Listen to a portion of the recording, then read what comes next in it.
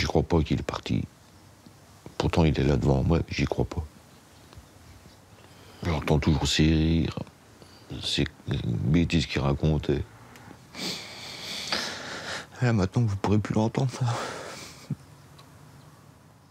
Au lendemain des obsèques de son fils, Xavier prend la parole pour la première fois. Loïc a été percuté par une camionnette. Pour la justice, il pourrait s'agir d'un assassinat. Ces photos qui tournent en boucle, c'est que ça. On mange pas, on dort pas, on pense à rien, on a envie de rien. Dans les mêmes images qui reviennent. Vous savez, quand 8h30 ça sonne, vous voyez la porte, c'est là que j'entends un bruit avec le maire, vous avez tout de suite compris.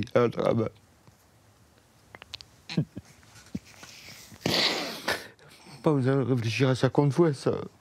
Tout le monde le sait. Hein. Sa passion, c'était la pêche et puis le foot. Ils ont même remporté la coupe. Vous voyez la photo derrière moi. Et celui qui a marqué le dernier but. Vous l'aviez vu la veille au soir? On a fêté son anniversaire en avance. On a fait un barbecue. Tranquillement. Puis il est parti en discothèque. C'était prévu qu'il allait finir en discothèque avec ses copains. Et le pire, c'est que j'ai pas pu lui faire de bisous. Et ça, je m'en veux, pour pouvoir lui faire de bisous. C'est comme si on vous arrache le cœur. Hein. C'est pareil.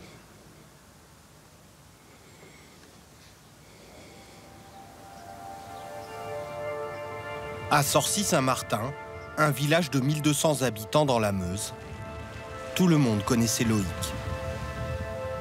Un apprenti boulanger, décrit comme souriant, travailleur et serviable, qui rêvait de voyage au bout du monde. Quelques heures avant sa mort, Loïc souffle ses 18 bougies en famille, avant de sortir en discothèque avec 3 amis. Vers 1h du matin, les 4 jeunes prennent la direction de cette boîte de nuit. 4000 mètres carrés, la plus grande de l'Est de la France. À 500 mètres de l'établissement, ils garent leur voiture sur le parking de ce supermarché. Mathéo et Jérémy racontent leur arrivée. On se met sur le parking du Lidl, on se pose, on boit un peu, on monte jusqu'à la boîte, on voit une file d'attente et on passe, puis après on passe notre soirée normalement. On dansait quoi, au milieu de la piste. Il y avait du monde? Ouais, ouais. Ouais, il y en avait partout, il y en avait même un 2e étage. Ils avaient ouvert le 2e étage. Et puis beaucoup de gens en bas, normal quoi. L'établissement accueille ce soir-là 1500 personnes, comme sur ces images postées il y a quelques mois sur les réseaux sociaux. Pour les 4 amis, la soirée se déroule comme prévu. Jusqu'à cette pause cigarette dans un des fumoirs, où ils sont pris à partie par un client qu'ils ne connaissent pas.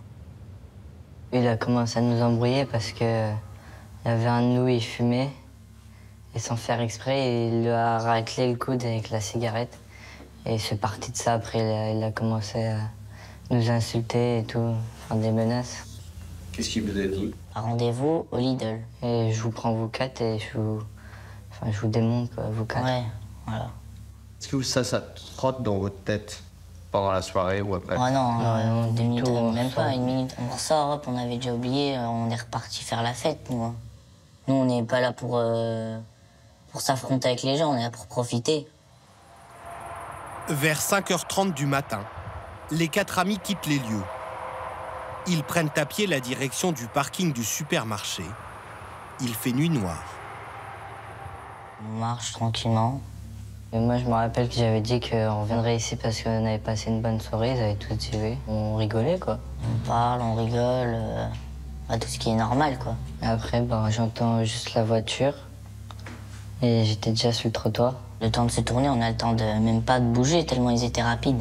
Vous arrivez à évaluer la vitesse? Ah ouais, moi j'ai dit plus de 100, moi. Plus de 110, 120. Ouais, moi j'aurais dit 120, 130. Hein. Ça s'entendait que il était à fond, le moteur. Et j'entends, je tourne la tête, puis là je vois qu'il fonce dans dans Loïc et Louis, quoi. J'entends le choc. Ils ont été projetés ou traînés, ça, on n'en a aucune idée, mais c'est sûr, c'était sur une longue distance, ouais. Combien environ? 60 mètres. J'ai direct appelé les pompiers. Du coup, j'y vais, je touche le pouls de Loïc, je vois, il respirait plus. Puis je touche le pouls de Louis, et je voyais qu'il respirait encore, donc je suis resté avec eux jusqu'à temps que les pompiers arrivent. Le véhicule a terminé sa course folle, encastré dans un plot en béton. Quand les secours arrivent, Loïc est allongé à proximité de la voiture. Il est déjà mort. Louis, 19 ans, le 4e membre du groupe, est évacué en urgence absolue par hélicoptère vers l'hôpital de Nancy.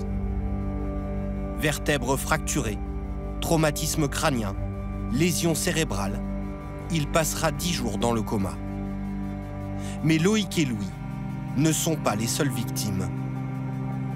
Quelques secondes auparavant, à la sortie du parking de la discothèque, le véhicule utilitaire vient de faucher un premier groupe de fêtards. Des jeunes que ne connaissaient pas Loïc et ses amis. Une trentaine de minutes après les faits, Paul, l'un des vigiles de la boîte de nuit, est averti.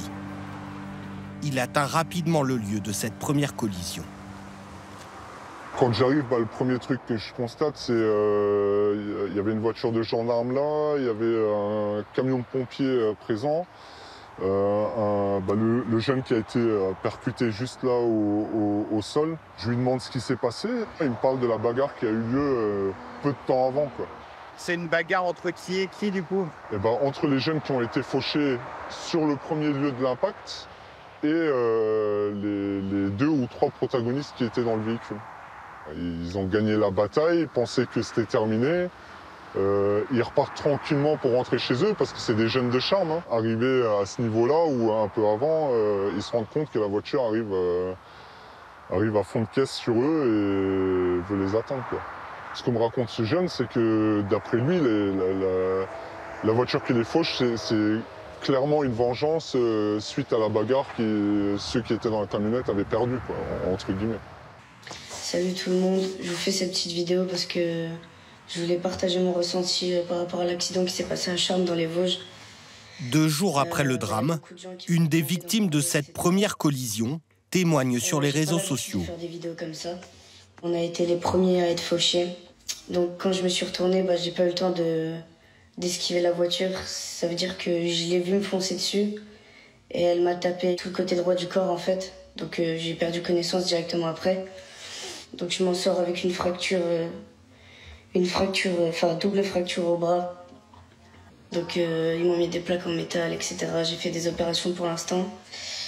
Je tiens à préciser que déjà c'était volontaire, c'était tout à fait volontaire. Dans la confusion, au moins un des auteurs présumés des faits prend la fuite. Il est appréhendé par les gendarmes à la gare de Charmes, à 2 km du véhicule abandonné. Mathéo et Jérémy, qui s'étaient lancés à sa poursuite, assistent à son arrestation. Ils reconnaissent alors le fuyard. On l'a vu menotter, le mec. Et il est en train de se faire arrêter. Et je me souviens, il rigole. Ouais. Il était heureux. Ouais, il avait le sourire. Il a regardé en rigolant. Ouais. On a reconnu qui c'était, quoi. C'est lui qui vous avait menacé? Ouais, c'est ça. Il nous avait embrouillés au camp fumeur. Il voulait nous tuer, nous. Et sinon, ils ne se seraient pas enfuis après. C'est logique. Ils ont arrivé à toute vitesse, il n'y a pas un moment où ils ont freiné, ils ont juste voulu nous tuer et leurs menaces qu'ils ont mis, ils les ont mis à l'œuvre, c'est tout. De nombreux témoins affirment que le véhicule a foncé délibérément à vive allure sur les 2 groupes, distants de 200 mètres. Bilan, 1 mort, 1 blessé grave et 4 blessés plus légers. 3 jeunes hommes sont arrêtés, puis mis en examen pour assassinat et tentative d'assassinat. L'intention de tuer paraissant établie par le comportement des mises en cause, ce qui a été vu concernant le véhicule, la préméditation pouvant, elle, être retenue par les propos, les menaces qui ont été tenues quelques minutes avant les faits. Après leur arrestation, les 3 auteurs présumés présentaient un taux d'alcoolémie d'1 gramme par litre de sang et ont été contrôlés positifs au cannabis. Ilyes, 21 ans, a reconnu être sur le siège passager du véhicule. C'est un client régulier de la discothèque et sans histoire. Kylian, 22 ans, aurait proféré les menaces dans le fumoir. Son casier judiciaire est lesté de 9 condamnations pour vol et délit routier. Il affirme qu'il n'était pas à bord de la camionnette au moment des faits. Enfin, Quentin, 25 ans, a été condamné pour des délits mineurs, des amendes impayées à la SNCF. Il a admis être au volant du véhicule, mais n'explique pas son geste. Ce technicien installateur de fibre optique conduisait la camionnette louée par son employeur. Il habite à 50 km du lieu du drame, chez sa mère, Ghislaine, une infirmière encore sous le choc de la nouvelle. Ma sœur m'appelle. Est-ce que tu as vu sur Charmes, il y a eu un accident. Et je lui dis bah non. Elle me dit est-ce que Quentin est rentré? Je lui fais Quentin? Je regarde sur Vosges matin et c'est là que tout s'écroule en fait. C'est la photo de la... Il y a la voiture de mon fils qui est accidentée. J'appelle à la gendarmerie de Charmes. Le gendarme à l'accueil me dit que oui, que Quentin était bien l'un des occupants de la voiture qui avait créé l'accident, qu'il était en garde à vue. Quand je l'ai vu arriver devant le juge des applications des peines, il avait les larmes aux yeux. Il ne savait plus. Il m'a dit je sais pas, j'ai pris le volant. Je conduisais, je sais pas. Il répétait hein, j'ai un trou, hein, j'y arrive pas. Il n'a aucun souvenir d'avoir, selon lui, visé des groupes, d'avoir voulu renverser des gens. Il m'a dit, j'ai pas fait ça, maman. Et si j'étais au volant, c'est un accident. J'ai pas fait ça. Jamais de ma vie, je pourrais foncer comme ça sur quelqu'un. Je le crois parce que